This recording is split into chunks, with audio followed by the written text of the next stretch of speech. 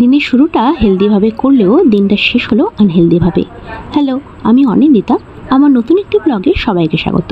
সকালে উঠে জিরে মৌরির জল খেয়ে সাঁতারে গেছিলাম। বাড়ি এসে পড়িয়ে উঠে স্নান করে বুদ্ধদেবকে ফুল জল তুলে ওটসের চিল্লা বানালাম। 1.5 কাপ ওটস মিক্সিতে গুঁড়ো করে নিলাম। সাথে কিছু সবজি যেমন ক্যাপসিকাম, বিনস, গাজর, অল্প আদা আর 2টো কাঁচা লঙ্কা কেটে নিলাম।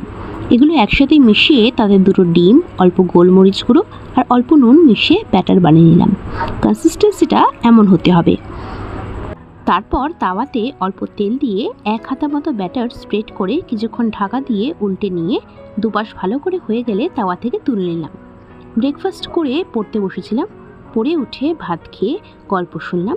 তারপর বিকেলে আমার প্রিয় ফল আঙুর খেলাম। হ্যাঁ, আমি খুব অলস জানি। তারপর সন্ধ্যাবেলা জোম্যাটোতে পিৎজার একটা অফার পেয়েছিলাম। পড়িয়ে উঠে তাই তাড়াতাড়ি করে পর্ণাকে ফোন করে ডাকলাম। ও এলো, একসাথে পিৎজা খেলাম আর অনেক গল্প করলাম। খুব মজা করলাম। খুব সুন্দর কাটলো সন্ধ্যাবেলাটা। এখন ডিনার করে ঘুমোতে যাব। টাটা সবাইকে, আবার কাল দেখা হবে।